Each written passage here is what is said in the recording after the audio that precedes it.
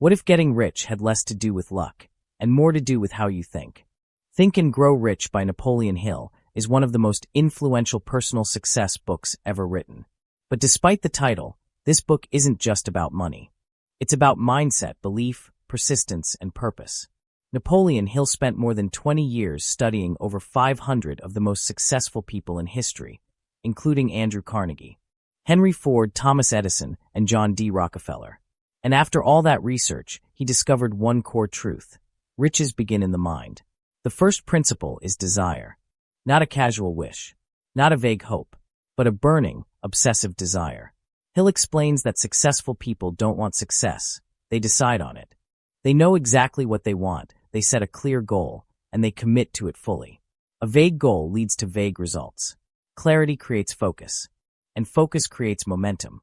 The second principle is faith. Faith is the belief that you can achieve your goal before you see any physical evidence. It's confidence backed by repetition. Hill introduces the idea of autosuggestion, repeatedly feeding your mind positive thoughts and affirmations until your subconscious begins to accept them as truth. Your thoughts shape your beliefs shape your actions, and your actions shape your results. The third principle is specialized knowledge. Hill argues that general knowledge alone will not make you rich. What matters is applied knowledge. The most successful people don't know everything. Instead, they know how to use what they know effectively and surround themselves with people who fill in the gaps. Knowledge becomes power only when it's organized and acted upon. The fourth principle is imagination. Hill calls imagination the workshop of the mind. Every business, invention, or fortune begins as an idea, before it exists in reality. It exists in someone's imagination. He describes two forms of imagination: synthetic imagination, which combines existing ideas, and creative imagination, which produces entirely new ones. Both are valuable, but ideas alone are worthless unless you take action on them. The fifth principle is organized planning. Dreams without plans stay dreams. Hill emphasizes that success requires a clear plan and the flexibility to revise it when things don't work out. Temporary defeat is not failure. Failure only happens when you quit.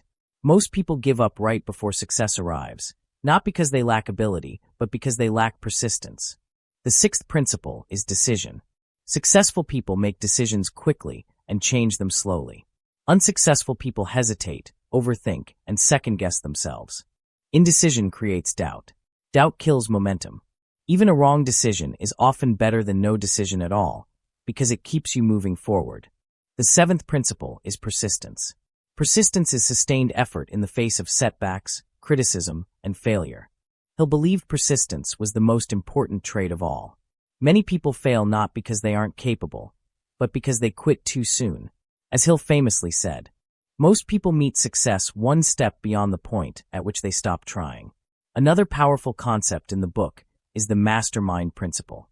When two or more people work together toward a common goal in harmony, they create a level of intelligence greater than the sum of its parts. Success rarely happens alone.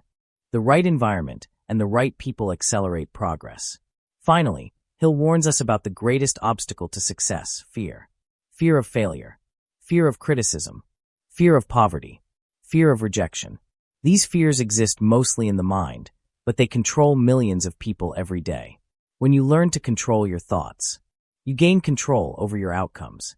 So what's the core message of Think and Grow Rich? Your circumstances don't determine your future. Your mindset does. Wealth begins with desire, grows through belief, takes shape through action, and is sustained by persistence. If this summary helped you, subscribe for more 5-minute book breakdowns. And let us know in the comments, what's the one goal you're committing to today?